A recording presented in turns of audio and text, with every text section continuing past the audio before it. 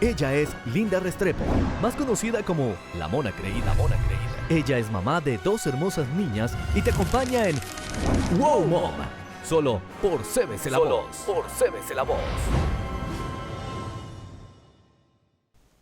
Hola, hola, hola a todas las Wow Moms que nos están acompañando en esta nueva semana. Yo les doy la bienvenida a este programa que las capacita en espíritu, alma y cuerpo. Mi nombre es Linda Restrepo, más conocida como Mona Creída, y bueno, ya van a ver lo que tenemos para hoy. Hoy tengo una invitada que nos está acompañando directamente desde México. Ella es Nelly Rodríguez y le doy la bienvenida a Wow Mom. Nelly, bienvenida.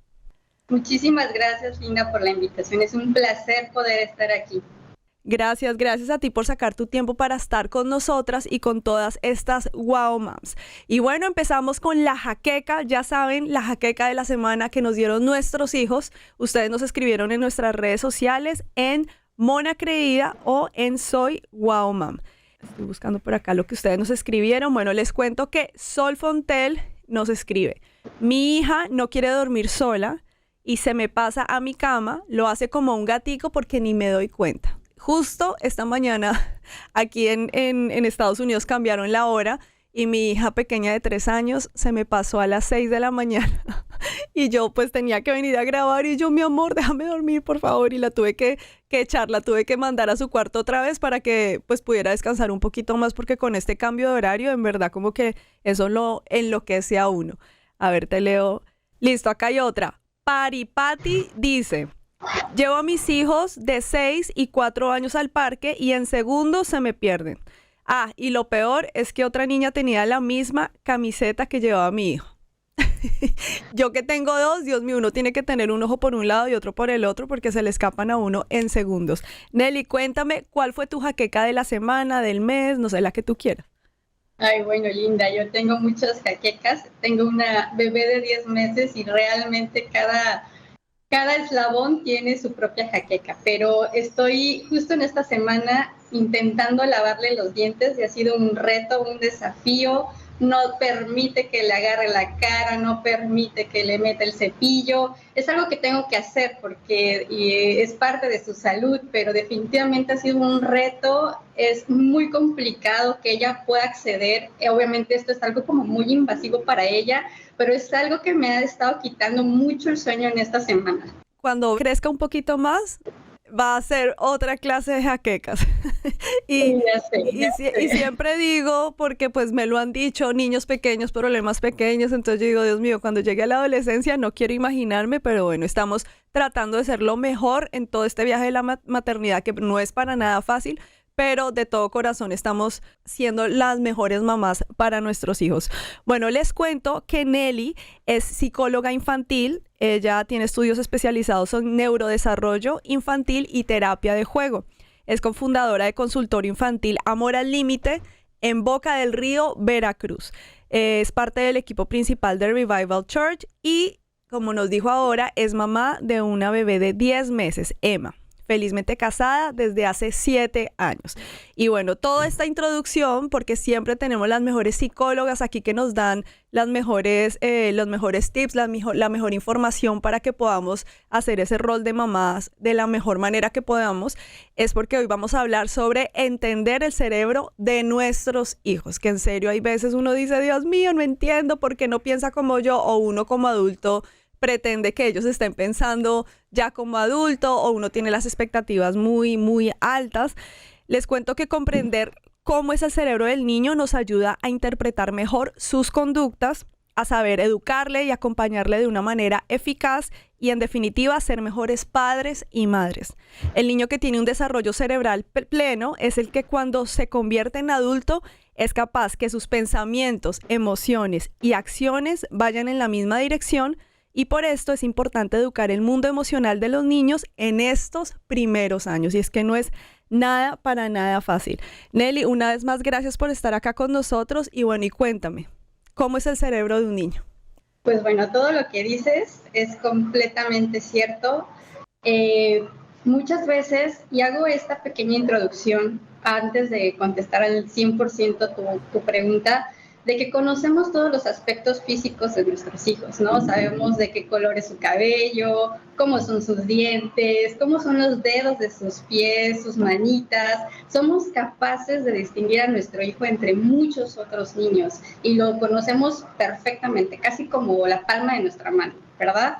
Pero, ¿qué pasa? Que muchas veces hay un desconocimiento de qué es lo que está pasando dentro del niño. Y en este tema que es de neurodesarrollo, ¿cómo poder entender el cerebro del niño? Pues es importantísimo partir desde esta pregunta. ¿Cómo es el cerebro del niño? Y la respuesta es un cerebro en desarrollo. Resulta que el cerebro es el único órgano que después de nacer se sigue desarrollando y no ha logrado la madurez, sino muchísimos años después. ¿Cuántos te imaginas, Linda? Bueno, pues porque he leído, sé más o menos la respuesta, porque diría que conozco personas de 30 y 40 que todavía les falta. Así es. Realmente la madurez del cerebro se puede llegar a alcanzar en un aproximado entre los 21 y los 25 años. Entonces, ¿cómo es el cerebro del niño? Completamente inmaduro. Es un cerebro que está todavía en desarrollo y todavía le falta muchísimo para lograr la madurez. Claro, imagínate en el caso de los adolescentes que uno ve que de un momento a otro, no sé, de los 11 a los 14, a los 15, ya crecieron y se ven más grandes físicamente, pero siguen siendo inmaduros. Entonces, como uno los ve más grandes, uno espera que actúen de alguna manera, que sean más responsables, que sean más ordenados, pero es que su cerebro sigue siendo el de un niño, obviamente en cambios, con muchísimos cambios, pero como uno ve a alguien más grande, uno cree que el cerebro también está igual. Y lo que te decía ahora, o sea, uno conoce personas de 30 y 40 que por más que el cerebro ya haya terminado de desarrollarse, pareciera que no. Así es, y esto resulta por prácticas. Puede haber condiciones, no estoy excluyéndolas, hay condiciones que generan que un neurodesarrollo pues sea de un ritmo diferente o se madure de diferente manera o a diferente ritmo.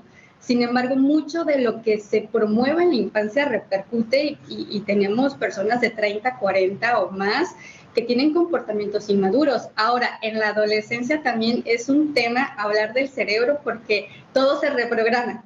Llega, digamos que la infancia intermedia, como 9, 10, 11 años, y todo parece que ya está como controlado, como que ya predecimos todo, pero llega la adolescencia y es todo un área, es todo un campo que es un tema también de conversación, hablar de cómo es el cerebro del adolescente, porque hay una reprogramación en todos los sentidos y es por eso que tienen conductas que, bueno, parecen ser desafiantes también, ¿verdad? Y que traen mucha jaqueca a los padres, porque hay mucho desconocimiento también sobre qué es lo que pasa en el cerebro del adolescente. Pero bueno, esto ya es mucho después.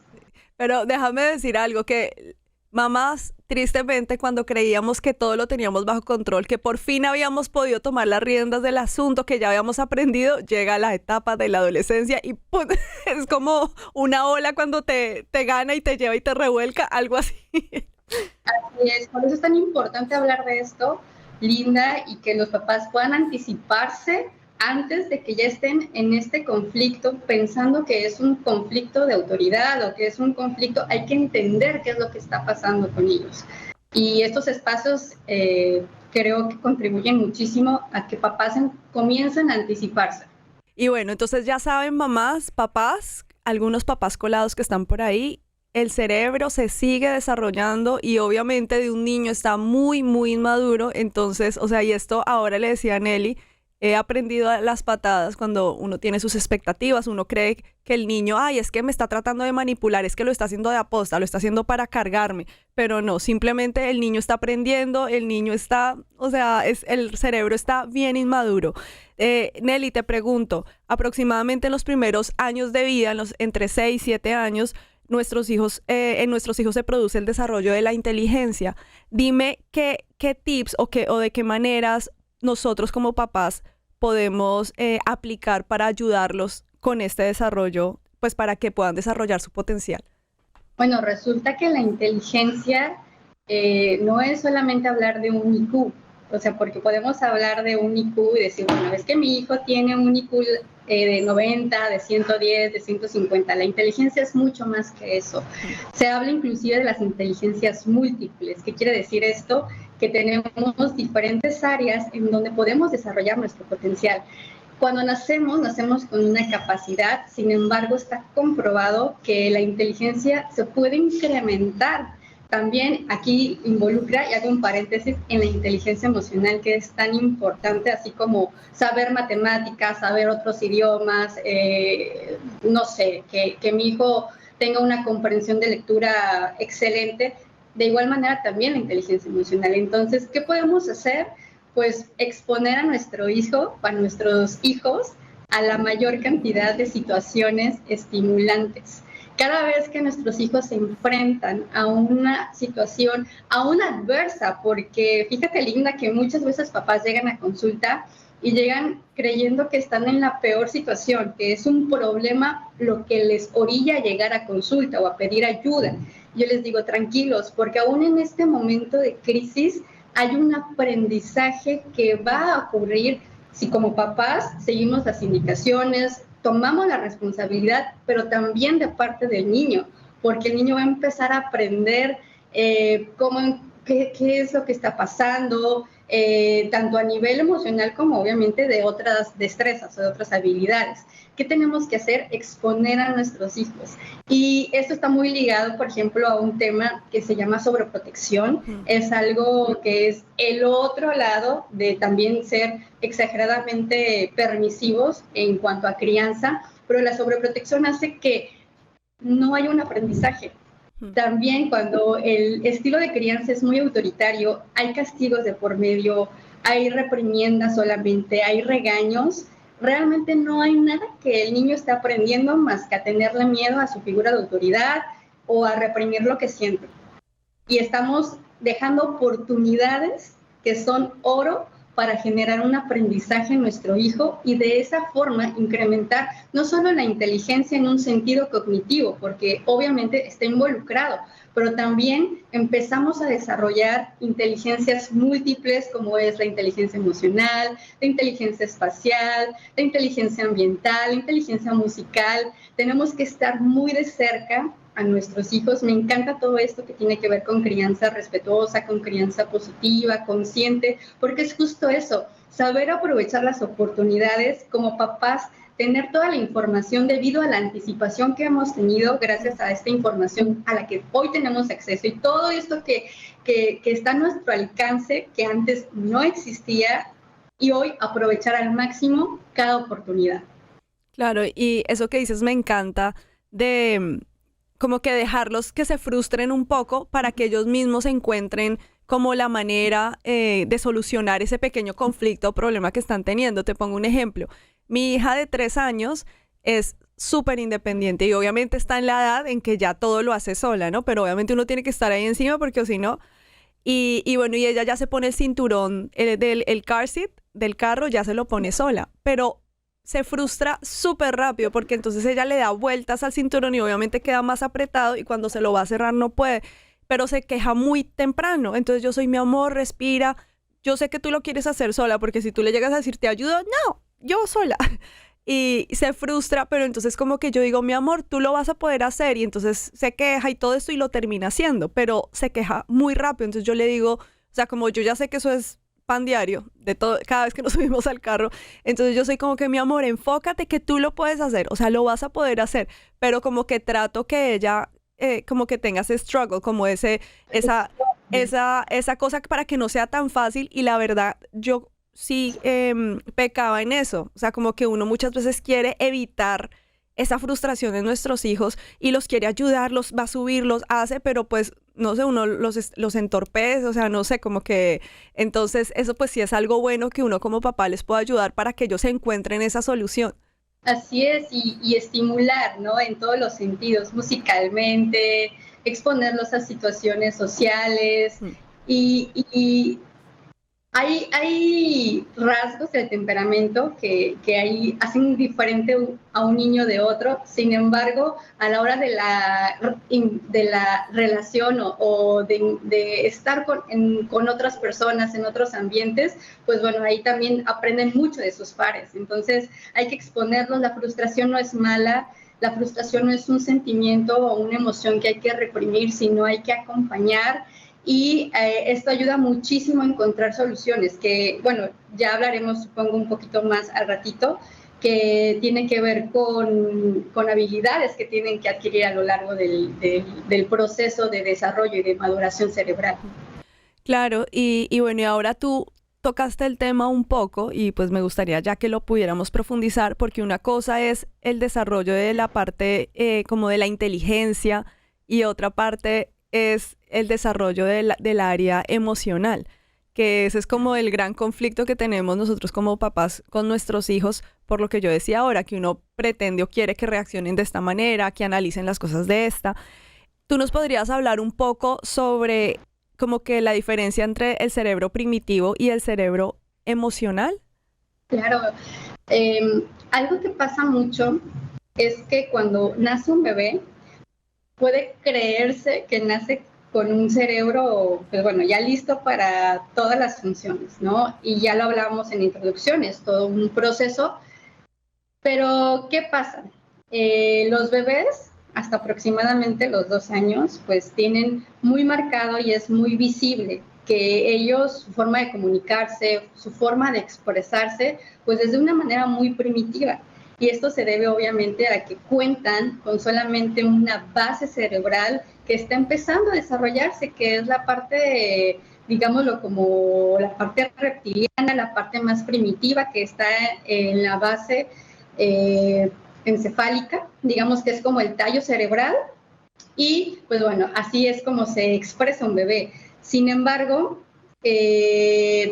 después viene la parte que sigue de desarrollarse, que es la parte del sistema límbico o el cerebro emocional, que viene mucho después, porque algo que es importante saber es que el cerebro se desarrolla de adentro hacia afuera. Entonces, esta parte primitiva, pues obviamente se nace con una base, se sigue en desarrollo en los primeros 2 años. A partir de los 2 años empieza ya a generarse un desarrollo y empiezan a haber conexiones cerebrales en lo que es el sistema límbico o el cerebro emocional, y hasta el final está la parte que se encarga de la regulación emocional, en donde están esas habilidades para poder calmarnos, para poder saber qué opción es la que mejor me conviene, pero es la última parte en desarrollarse de una persona. ¿Qué quiero decir con todo esto? Que todo esto que tiene que ver con inteligencia emocional tiene que ver con habilidades que se tienen que aprender, que se tienen que desarrollar. Un niño no nace con la capacidad de tolerar la frustración. Eso es imposible, por eso ves que dentro de los 2 años hasta aproximadamente los 5, hay muchísimas pataletas, hay muchísimas rabietas, y es completamente normal, es completamente un comportamiento esperado que tiene mucho que ver con lo que te estoy mencionando, ¿no? Del desarrollo de la parte emocional. No hay realmente algo que pueda ayudarle a él a regularlo, sino es a través del aprendizaje, es a través de estas habilidades que se van desarrollando. Pasa mucho que nosotros como adultos somos muy compasivos con ciertas carencias físicas que pueda tener el niño, ¿no? Por ejemplo, sabemos que un niño de 1 año y medio no es capaz de correr, ¿no? Como un niño de 3, 5 años, o un niño de repente en sus primeras clases de fútbol, pues obviamente no estamos esperando a que meta un gol y sea seleccionado para ser parte del equipo principal. Tendemos a que lo que vemos somos muy compasivos o le damos el tiempo, existe ese acompañamiento y esa paciencia por parte del adulto, pero cuando se trata de lo emocional, somos muy duros y exigimos algo que ni siquiera nosotros como adultos lo logramos, porque la verdad es que la frustración es muy complicado de regular. La ansiedad, los miedos, el poder encontrar una solución en un momento estresante, todo esto va de la mano del desarrollo, porque es muy complicado. Bueno, al menos yo no he visto un adulto de 20 años haciendo un berrinche, ¿no? En un centro comercial porque no pasó su tarjeta. Obviamente el berrinche no es como, podríamos decir, es que sí existen esos berrinches, ¿no? En el adulto, pero no con esta característica, ¿no? De que se tira al piso el niño y que está desbordado porque su sistema nervioso ya colapsó, que necesita encontrar la calma de algo externo, porque internamente no lo tiene. No encontramos adultos así, nosotros no llegamos a ese punto porque nosotros ya tenemos, digamos, nuestra experiencia, el aprendizaje nos ha permitido contar con otro tipo de habilidades, ¿no? Ya obviamente hay adultos o hacemos a veces berrinches que no somos conscientes porque a veces sí los hacemos, pero no como un niño tan pequeño que estirarse y llorar hasta quedar cansado, ¿no? Gritar. Pero esto sucede porque ellos no tienen la capacidad, no tienen las habilidades y de lo que se trata es de generar inteligencia emocional, pero esto solo va a suceder si como adulto tomo yo esta parte de responsabilidad de ver a mi hijo con compasión, porque lo que me encanta de todo lo que tiene que ver con el neurodesarrollo infantil y las neurociencias es que nos dan una visión compasiva hacia el niño. No somos tan exigentes, no esperamos algo de lo que los berrinches no van a desaparecer, Linda. O sea, si tú vas con el mejor psicólogo, con la mejor psicóloga para que te ayude a que los berrinches desaparezcan, eso no va a pasar. Porque es parte de este aprendizaje. No se trata de reprimir, pero tampoco se trata de dejar, ¿no? Que aprenda solo. Tampoco va a suceder. Claro, y créeme que con el ejemplo que dabas ahora de lo de los adultos, a veces uno ve unos adultos que no se explotaron, se dejaron llevar por su cerebro primitivo, literalmente, cuando hay veces uno ve las noticias, sobre todo en los aviones, yo no sé por qué, pero como que hay muchas personas que pareciera que ese botón se explotara y como que no pudieran estar en sí, porque a veces uno ve, no sé, videos, noticias de personas que se pusieron a pelear, a gritar y como actuar como niños. La vez pasada justo vi uno de un señor que estaba histérico porque un bebé estaba llorando y bueno, y obviamente tú ves en las redes sociales los que están como, ay, es que no deberían viajar con niños, o sea, cero tolerantes. Pero las otras personas que dicen es un bebé, en cambio usted es un adulto que se supone que se debería comportar regular y está actuando peor que el bebé. Entonces ahí uno ve, y por eso te decía ahora que uno a veces ve unos adultos que cuando se supone que ya se ha terminado de desarrollar el cerebro, pero por lo visto no, en ese tiempo de desarrollo como que no aplicaron lo que tenían que aplicar, no sé, como para que se desarrollara saludablemente, porque... O sea, y obviamente pues si uno no juzga porque de pronto ese día estaba estresado, o sea, ya estaba hasta acá, pero pues ahí uno se da cuenta de la importancia de poderse regular, ¿no?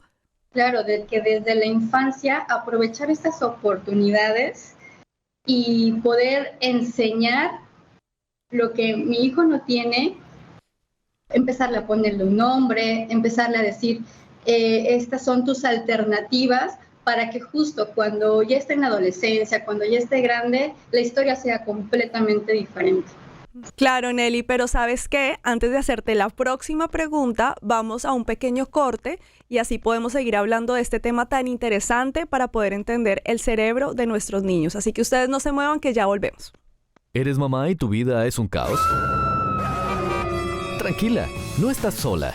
Wow Mom está aquí para acompañarte y equiparte como lo que eres, una Wow Mom.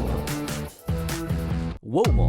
Recuerda seguir a las Wow Moms, @soywowmom, @monacreída y @cbclavoz.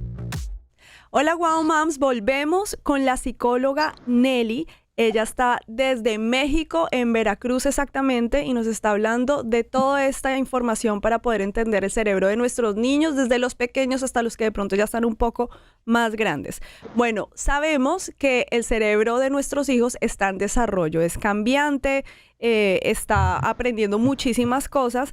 Nelly, cuéntame qué podemos hacer nosotros o qué estrategias tú nos recomiendas como padres para que podamos ayudar a nuestros hijos con ese desarrollo cerebral saludable y pues también para que ellos puedan tener una vida más tranquila y también que sean unos niños felices? Ok, voy a ser un poquito concisa. Ya igual si quieres retomamos algún punto más adelante. Listo. Pero algo que estresa demasiado a los niños es no saber qué va a suceder, qué va a pasar, qué es lo que viene en 2 o 3 momentos diferentes del día, ¿no? Algo importante es que tenemos que ayudar a que su cerebro se sienta más relajado. Obviamente lo que es de base, que tenga una muy buena alimentación, que no esté expuesto a tantas pantallas. Está comprobado que la exposición deliberada, la exposición donde está desmedida en niños a partir de los 2 años, que no está probablemente supervisada, es muy dañina a nivel cerebral y obviamente a nivel psicológico y conductual y emocional. Entonces, evitar lo más que se pueda las pantallas. Estas son recomendaciones generales: la buena alimentación, que tenga pues buen sueño, que pueda descansar. Y a esto yo añadiría que para que tengamos niños sanos, felices, que no seamos esos papás que todo el tiempo están dando órdenes, que están cansados. Y aquí también hay otro punto muy importante, Linda, porque tiene que ver mucho la salud mental del papá, ¿no? De la mamá. Una mamá que se siente estresada, agotada, frustrada, pues es muy difícil que pueda acompañar a un niño en frustración, en miedo, en ansiedad. Y este punto, pues es, digamos, lo que vital, ¿no? Esencial, que como mamá, como cuidador, mi salud mental esté lo mejor posible, que yo esté haciendo algo por mí, porque si yo estoy desbordada, no puedo modelar ningún tipo de comportamiento a mi hijo. Pero digamos lo que estoy haciendo lo mejor que puedo con lo que tengo. Mi hijo está durmiendo bien, estoy evitando pantallas, está comiendo bien. Yo le añadiría diversión. Un niño que se divierte es un niño sano, es un niño feliz. Y no estoy hablando de jugar todo el tiempo, sino de presentarle de una manera divertida las rutinas. No es lo mismo darle una lista de cosas que tiene que hacer nada más porque soy la mamá o soy la autoridad, a presentárselo de una manera divertida. Hacemos rutinas visuales muchas veces con papás cuando están conmigo en consulta, y de hecho es como sugiero que sean fotos reales, ¿no? O sea, del niño haciendo diferentes actividades, como yéndose a dormir, comiendo, bañándose. Entonces se vuelve algo muy divertido, ¿no? Hacer una rutina visual con el niño, con cada actividad.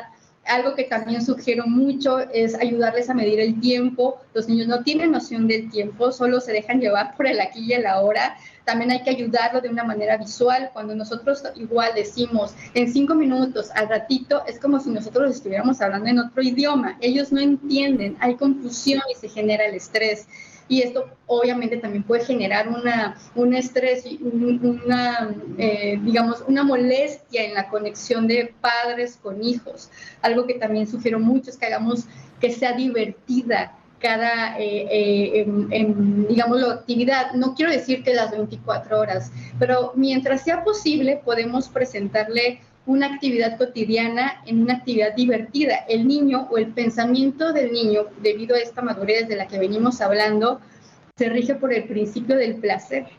Entonces, mientras él lo encuentre divertido, la manera de acceder a la actividad va a ser muchísimo diferente. Aquí sugiero utilizar canciones, sugiero utilizar juegos. Yo sé que papás y mamás, y yo ahora lo veo con mi bebé, no todo el tiempo tenemos el ánimo, ¿verdad? Para poder pararnos de cabeza, para poder inventar 1000 maneras de volver algo divertido. A veces la indicación tiene que ser clara, tiene que ser firme, pero sí hablo en la medida de lo posible. Tratar de que sea algo divertido. No estoy diciendo un juego libre, sino solo presentárselo de una manera libre.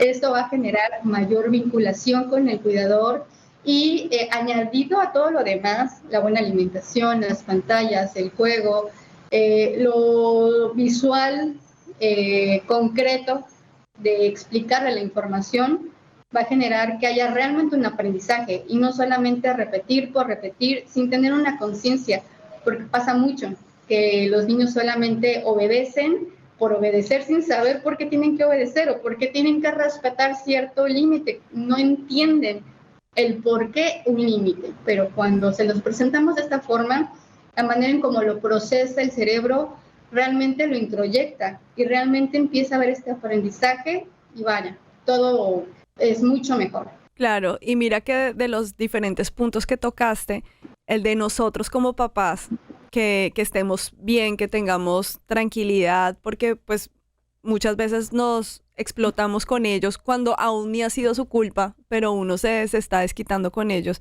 Alguna vez leía y me pareció súper chévere eso, que uno con los hijos tiene que ser un termostato y no un termómetro.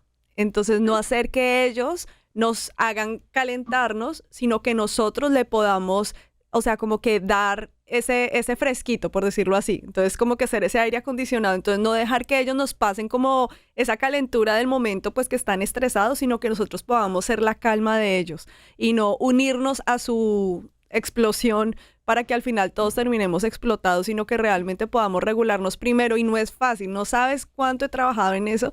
En serio, he sido súper intencional y he visto el cambio. Entonces, como que ahí por lo menos uno ve el fruto, pero en serio sí sé que no es fácil. O sea, cuando al principio yo leía esto, con mi esposo nos mirábamos y decíamos, ay, sí, el papá calmado, la mamá calmada, vamos, tú puedes hacerlo.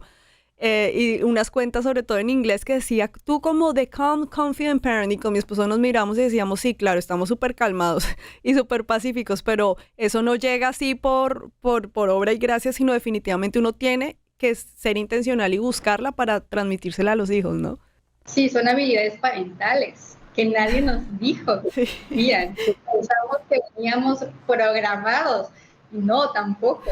Es hasta que empezamos ya todo este tema de la maternidad, de la paternidad, cuando pues nos damos cuenta de todo este universo que hay, ¿no?, detrás de, y que pues obviamente antes se desconocía, y que hay que trabajarlo mucho a nivel personal y trabajar muchísimo en la construcción de la relación con el hijo, porque mientras más conectado esté el papá con el niño, muchísimo mejor va a ser absolutamente la rutina de la mañana, la rutina de la tarde, las indicaciones, los límites.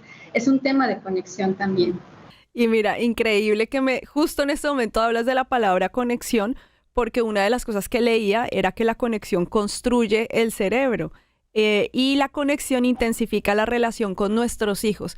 Entonces, digamos, ¿de qué otra manera nosotros nos podemos conectar con ellos? Porque listo, yo sé que cuando uno juega con ellos no nos conecta, pero digamos, ¿de qué otras maneras? Y, por ejemplo, ahora aquí entrando un poquito a los más grandes, de pronto a los preadolescentes, adolescentes, ¿cómo crees que esa conexión con ellos puede ayudar para el desarrollo de su cerebro, que sabemos que es otra clase de desarrollo? Bueno, yo me atrevería a hablar de los lenguajes del amor. Es algo que es una teoría muy bonita, en donde hay formas diferentes de expresar el amor y de recibirlas. Y mientras más amado se sienta nuestro hijo, porque a veces damos por hecho que solo con decirle te amo ya es más que suficiente, ¿no? Todo el día ya te dije que te amo, entonces, pues, ¿qué más quieres? Resulta que cada niño tiene una forma de sentir el amor. Puede ser a través de las palabras. Habrá niños que si nos, digámoslo, si nos proponemos afirmarles durante todo el día varias veces, vaya, o sea, es increíble el grado de conexión y se va a sentir el niño o la niña más amada. Pero hay niños que tal vez no funciona esto. Tiene que ver mucho de su temperamento y de las características de personalidad, porque lo que es para un niño no es para el resto de los niños, incluso con hermanitos o incluso gemelos, cuates, quienes tengan, pues dirán, o sea, es que son tan diferentes, con la misma crianza, con prácticamente la misma mamá, el mismo papá, pero son tan diferentes. Entonces hay que conocer a nuestro hijo y hay que identificar cuál es el lenguaje del amor que tiene nuestro hijo, porque para lo que nosotros es amor, para ellos puede que no sea suficiente. Y la batería de, digámoslo, de amor de nuestros hijos hay que llenarla todo el tiempo. Por eso el saber cómo ellos se sienten amados puede ser, por ejemplo, a través de un tiempo de calidad. El tiempo de calidad, hoy en día los papás prácticamente todos trabajamos, tenemos muchas actividades y el tiempo con ellos pues es muy corto. Hay que hacer que el tiempo se vuelva de calidad y para un niño tal vez el que tú te sientes 15 minutos, 30 minutos al día, pero que realmente cuente con las características de lo que es un tiempo de calidad, es decir, una atención plena, el que yo no esté con mi celular, el que yo te esté mirando, el que yo te esté tocando. Esos 30 minutos se hicieron todo el día, ¿no? Ya volvieron a cargar la batería del amor de nuestro pequeño. Puede ser que también a través del apapacho, hay niños que son muy de contacto, que les encanta el juego de contacto físico, que les encanta que mamá o papá los abracen. Y esto tal vez no pasa mucho con los adolescentes. Ahorita que también tocabas, es como el lenguaje puede que cambie, ¿no? Y ya vemos que los adolescentes de repente se hacen a un lado, ya no quieren recibir como estos abrazos o estos besos de parte de papás. Resulta un poco vergonzoso, pero vaya, o sea, el lenguaje del amor hay que identificarlo. Hay quienes igual con pequeños detalles se sienten súper amados. Hay que encontrar cómo ellos entienden, interpretan el amor para nosotros hablarles ese lenguaje. Ahora, como papás, como adultos, también tenemos que saber cuál es nuestro lenguaje y ya también es un tema, ¿no? Muy aparte de adultos, pero indiscutiblemente ayudamos mucho a mejorar la relación, la conexión por la descarga de dopamina que se genera en el cerebro, porque algo importante es que no solamente las conexiones a nivel cerebral se dan, digámoslo, de información, sino también hay neurotransmisores que justamente las neuronas al conectar transmiten. Y cuando hay esta relación, esta calidez con la figura de protección, de cuidado, pues el mamá, papá, los dos, algún otro cuidador, la dopamina, wow, se descarga y la conexión y el apego se vuelve completamente seguro. Entonces uno sabe que uno de los tips principales para que nuestros hijos crezcan sanos, saludables emocionalmente es ese amor, ¿no? Es ese tiempo y puede que alguien diga, ay, pues es obvio lo que dices, pero es que es muy fácil amar cuando todo está bien, cuando se está portando bien, cuando fluye el amor, pero son en esos momentos en que de pronto hicieron una travesura, nos peleamos, fueron groseros, que ellos puedan sentir esa afirmación y eso de no hay nada que puedas hacer que deje de amarte, que yo creo que es una de las principales cosas de nuestros hijos cuando hay veces cometen un error, como que ¿será que mi mamá me ama todavía? Entonces eso es lo bueno de poder conectar con ellos y decirles, o sea, obviamente hay una consecuencia a lo que pudiste hacer, pero mi amor por ti no cambia y que puedan sentir esa afirmación, esa conexión. Papás son fuente de amor y de un amor incondicional, que justo es lo que tú dices, no estoy enojada contigo, o sea, tú no eres un problema.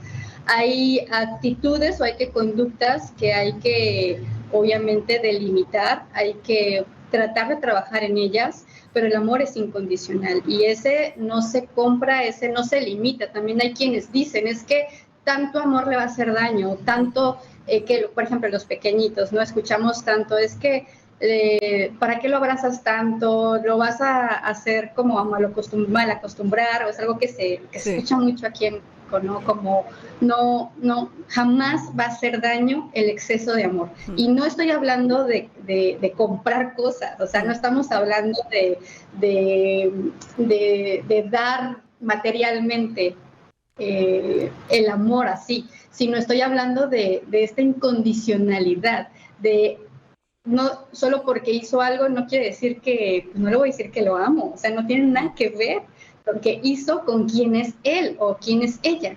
Definitivamente, eso es como lo que nos une, ¿no? Como el lenguaje del amor, o sea, que nos une con nuestros hijos es poder, darles ese amor que nosotros tenemos y que ellos sepan que no matter what, o sea, como que no importa, pero siempre voy a estar ahí para ti.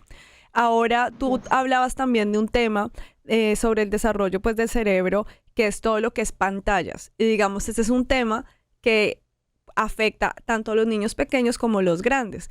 Entonces, primero hablando de los niños pequeños, a veces como papás y puede que antes y a veces uno ve igual en las redes cuando uno dice, no, cuando yo sea mamá, yo nunca le voy a dar un iPad a mi hija, yo nunca le voy a dar un celular y eres papá y te das cuenta que la verdad es difícil.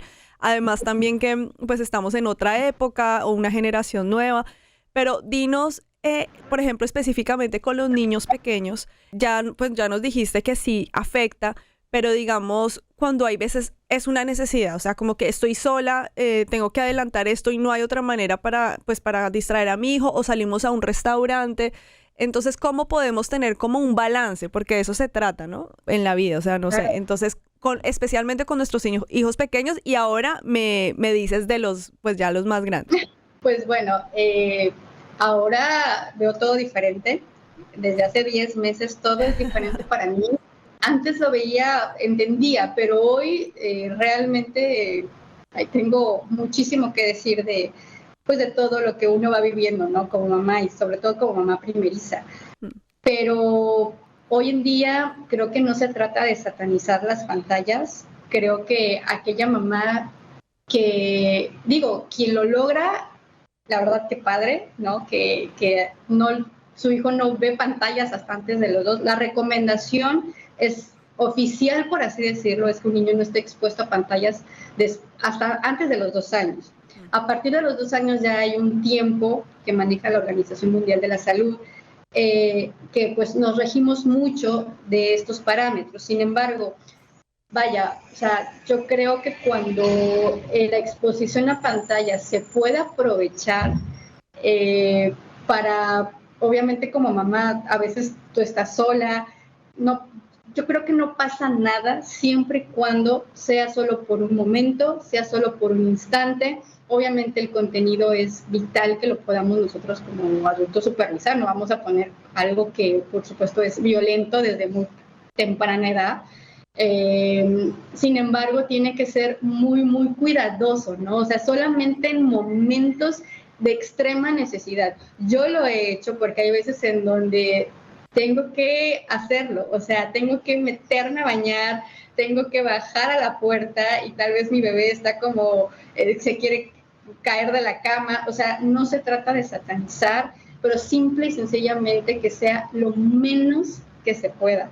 Ya cuando los niños son un poquito más grandecitos, estoy hablando de 3, 4, 5 años, inclusive se puede aprovechar y como papás podemos pasar un tiempo muy bonito con ellos, tal vez viendo un programa que obviamente sea con fines educativos, que sea lo más sano posible y, por ejemplo, después del capítulo ponernos a hablar, ¿no?, de los personajes, podernos pasar un muy buen tiempo. O sea, no se trata de satanizar, tampoco se trata de darlo desmedidamente, porque ambos extremos yo creo que en esta realidad no funcionan.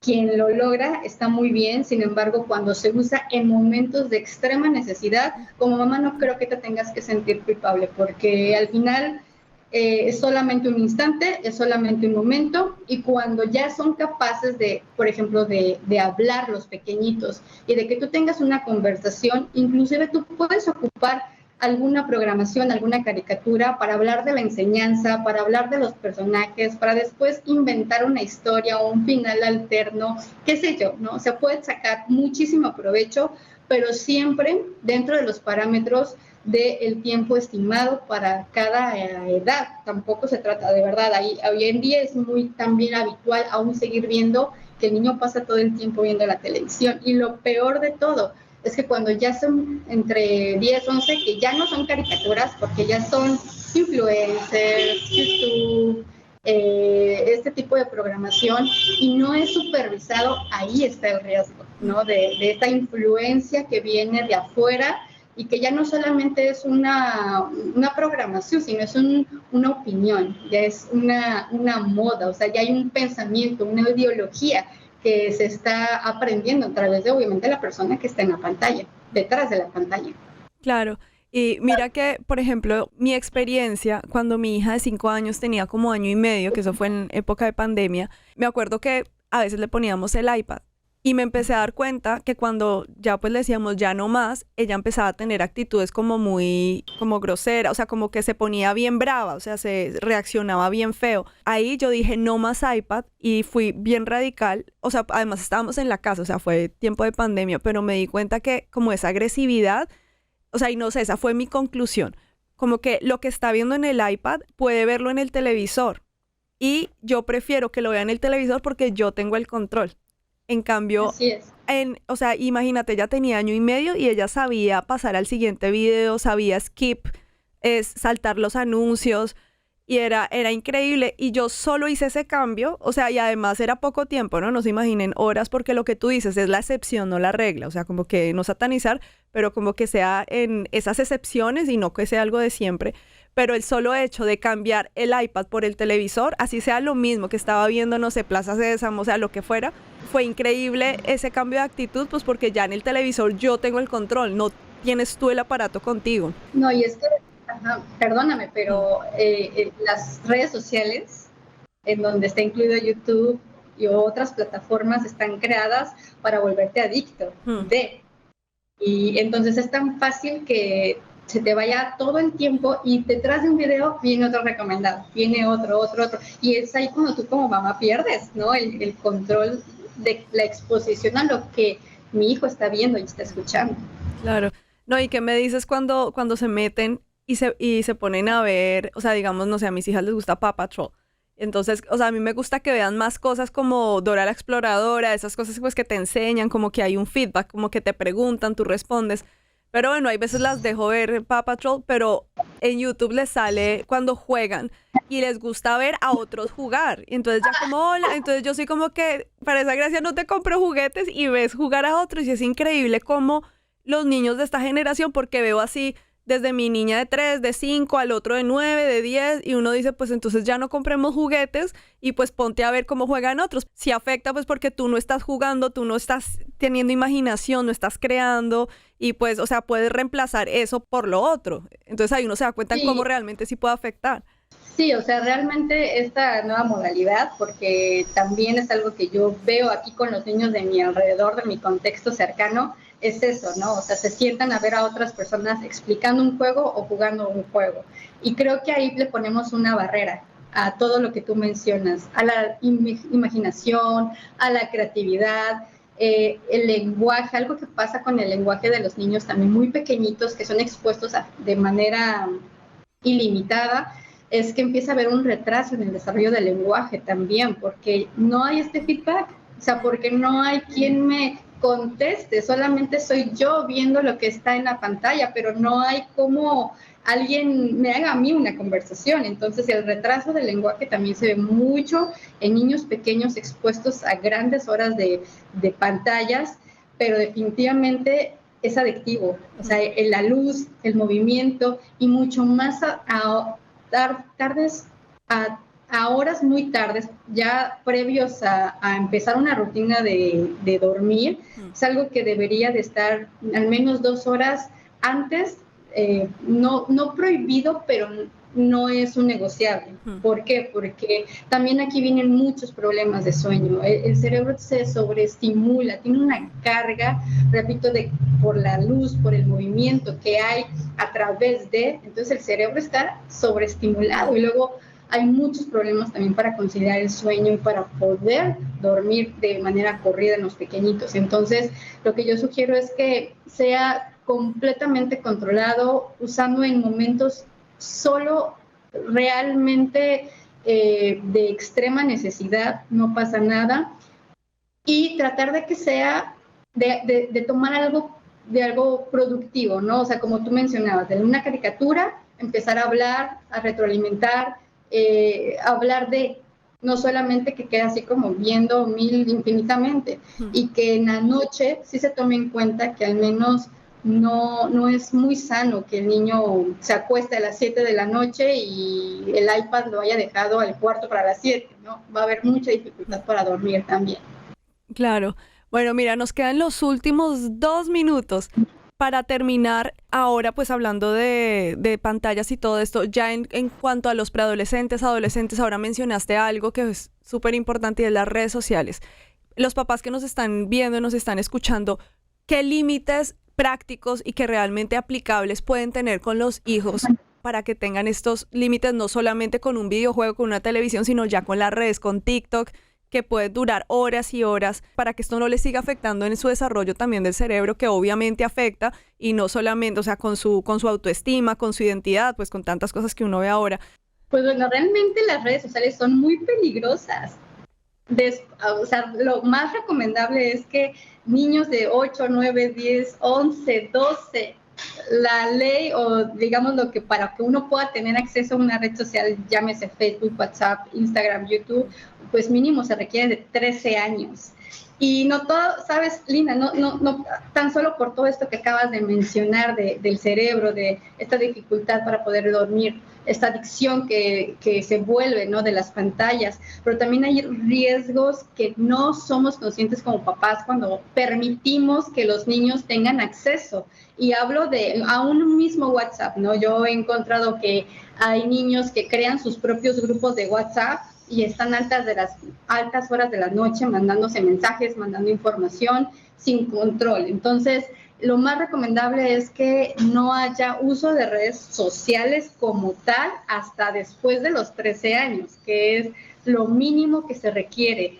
Los niños no son responsables, los niños no pueden ver más allá de su momento, no pueden saber las consecuencias. Si hay alguien que intente enseñarles algo, mostrarles algo, capturar algo de ellos, ellos no son conscientes. Aquí lo más recomendable o el tip es que todo sea supervisado, todo sea controlado. Hay controles parentales en donde como papá tú puedes tener acceso a aplicaciones. Hay aplicaciones con versión gratuita en donde tú das de alta si vas a permitir el uso de redes sociales a preadolescentes o adolescentes, en donde tú tienes información de lo que el niño, el preadolescente está viendo y cómo.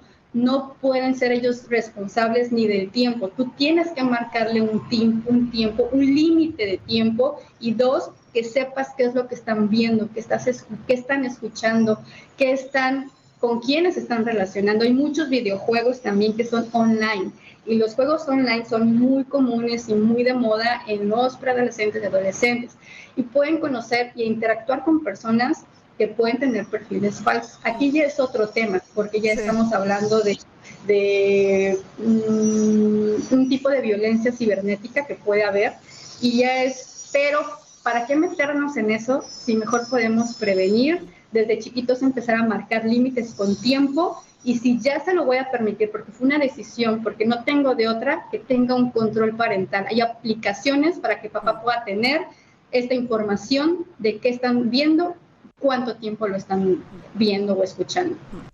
Nelly, muchas gracias. Se nos acabó el tiempo, pero gracias. Sé que este tema es para poder profundizar muchísimo más, pero bueno, pudimos tocar todo lo necesario para poder dar todas estas herramientas a todas estas mamás. En estos días leí algo que me encantó y dice: la paciencia es crítica cuando estamos luchando por el corazón de nuestros hijos. Así que papás, a tener paciencia, porque sabemos que no es fácil, pero pues dando de nosotros ayudaremos a que ese desarrollo del cerebro de nuestros hijos sea algo saludable. Nelly, muchas gracias una vez más por haber estado con todas estas Wow Moms. A ustedes, gracias por acompañarnos, y como siempre termino, recuerda que tú eres la mejor mamá que tu hijo pudo tener. Nos vemos en la próxima.